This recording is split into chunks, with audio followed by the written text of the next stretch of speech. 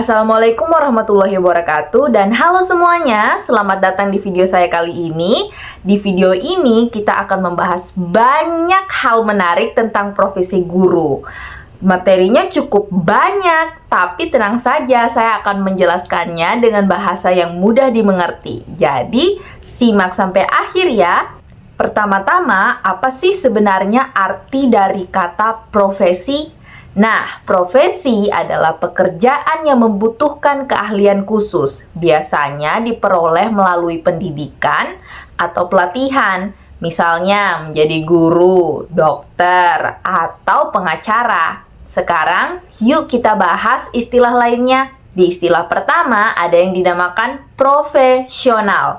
Ini artinya orang yang ahli di bidangnya dan bekerja sesuai standar tertentu. Nah, yang kedua ada profesionalisme. Di sini artinya sikap yang menunjukkan komitmen untuk menjalankan pekerjaan secara maksimal. Dan istilah terakhir ada profesionalitas. Ini artinya kualitas atau tingkat profesional dari seseorang. Nah, profesi itu punya beberapa ciri khusus. Yang pertama, harus berdasarkan keahlian atau ilmu tertentu. Yang kedua, ada pelatihan atau pendidikan khusus untuk jadi ahli di bidang tertentu. Dan yang terakhir, punya standar atau etika yang harus dijaga. Kalau mau jadi guru, syaratnya juga cukup banyak, seperti harus punya sertifikasi, kemampuan komunikasi yang baik, dan rasa tanggung jawab yang tinggi. Profesi guru di Indonesia itu sangat penting. Guru adalah pembimbing, pendidik, sekaligus inspirasi bagi murid-muridnya.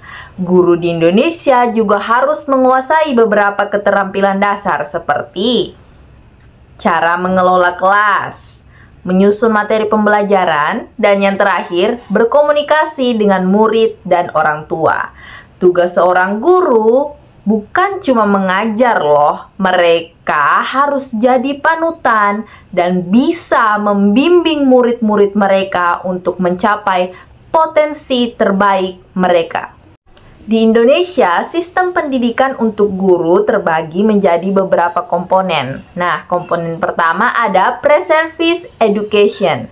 Ini adalah pelatihan atau pendidikan yang dilakukan seseorang sebelum seseorang tersebut menjadi guru. Misalnya seperti kuliah di jurusan kependidikan.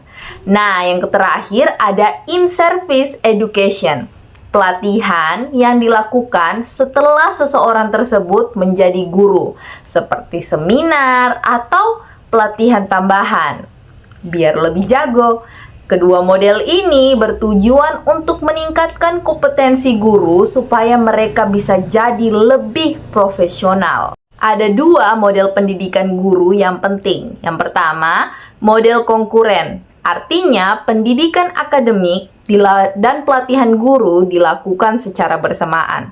Sedangkan model konsekutif yang kedua, di sini pendidikan akademik dilakukan terlebih dahulu, baru pelatihan guru dilakukan setelahnya. Well, keduanya punya pengaruh besar dalam membentuk guru yang profesional dan siap menghadapi berbagai tantangan. In-service training adalah pelatihan yang dilakukan oleh seseorang guru yang sudah bekerja. Sedangkan upgrading adalah proses meningkatkan keahlian guru supaya lebih profesional. Kedua hal ini penting untuk memastikan guru tetap up to date dengan perkembangan di dunia pendidikan. Menjadi guru bukan tanpa tantangan. Beberapa masalah yang sering dihadapi oleh guru, terutama guru-guru di Indonesia. Yang pertama, kurangnya pelatihan yang berkualitas.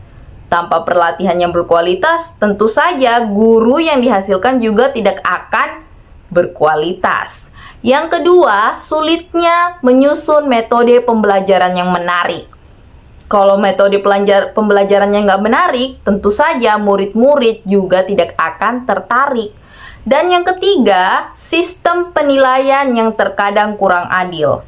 Kalau ada misalnya contoh kalau ada seseorang yang mendapatkan nilai buruk atau tidak mencapai KKM di ujian nasional mereka, guru-guru yang menurut saya kurang bertanggung jawab ini sengaja menaikkan nilai mereka supaya mereka bisa lulus. Itu terkadang kurang adil untuk para murid-murid yang sudah bekerja atau belajar semalaman untuk mencapai nilai-nilai natural mereka. Guru harus punya semangat belajar yang tinggi supaya bisa terus berkembang dan mengatasi masalah-masalah ini.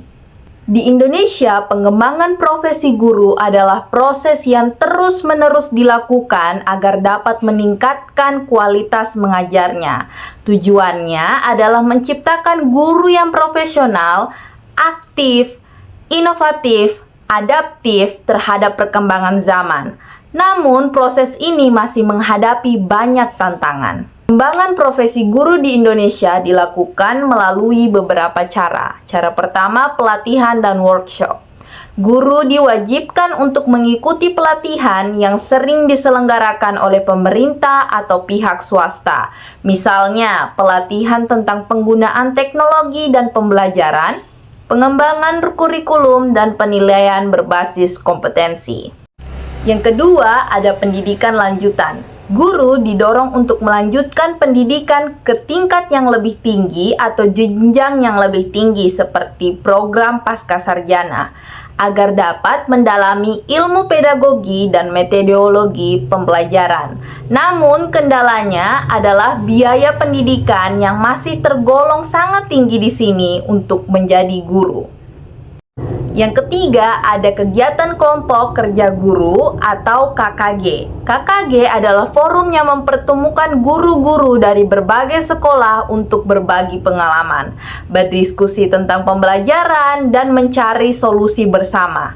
Sayangnya, efektivitas KKG masih bervariasi di tiap daerah karena kurangnya fasilitas dan dukungan. Yang keempat, ada penghargaan dan insentif. Pemerintah memberikan tunjangan profesi kepada guru yang telah tersertifikasi. Namun, masalah keterlambatan pencairan dana dan tunjangan masih menjadi keluhan di kalangan guru. Jadi, tantangan-tantangannya ada keterbatasan akses pelatihan. Banyak guru di daerah terpencil yang sulit mengikuti pelatihan karena lokasi dan biaya transportasi.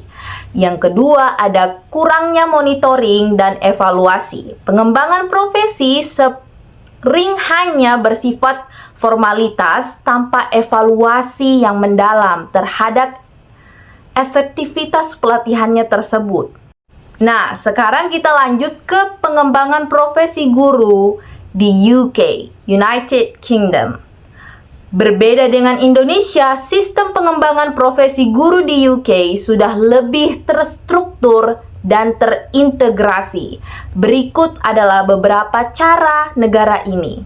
Yang pertama adalah Continuing Professional Development, CPD. Di UK, guru diwajibkan untuk mengikuti CPD, yaitu program pengembangan profesional berkelanjutan yang dirancang sesuai kebutuhan masing-masing guru. CPD mencakup pelatihan, mentoring, dan pengamatan kelas. CPD juga dikelola dengan baik karena ada sistem akreditasi yang memantau kualitas pelatihan.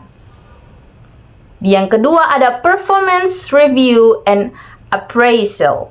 Setiap guru di UK rutin mendapatkan penilaian kinerja yang dilakukan oleh kepala sekolah. Hasil penilaian ini digunakan untuk menentukan pelatihan tambahan apa yang perlu diikuti oleh guru agar mereka terus berkembang.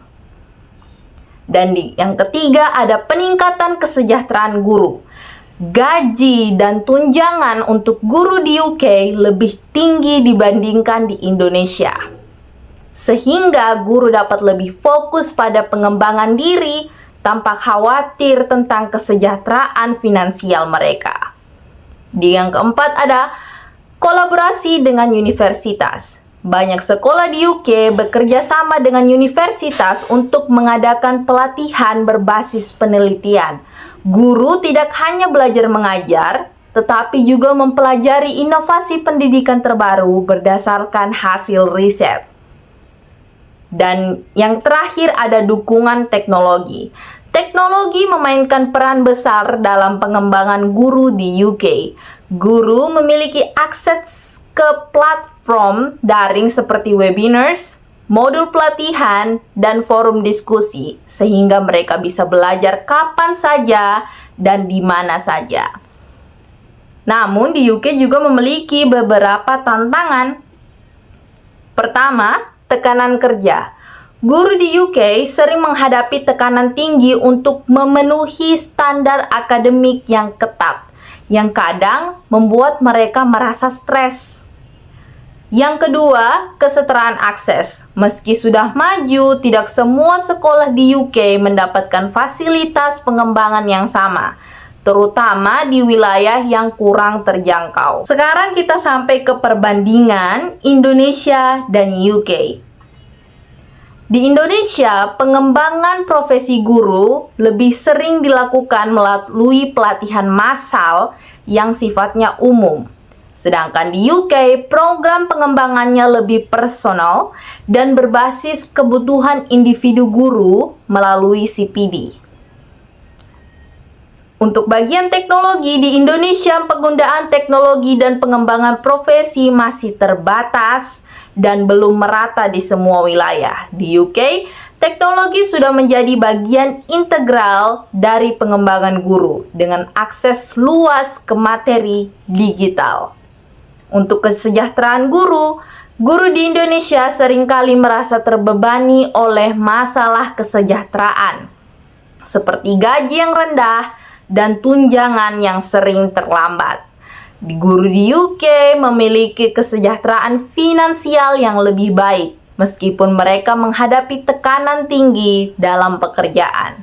Untuk soal kolaborasi di Indonesia, kolaborasi antar guru sering terbatas pada forum informal seperti KKG.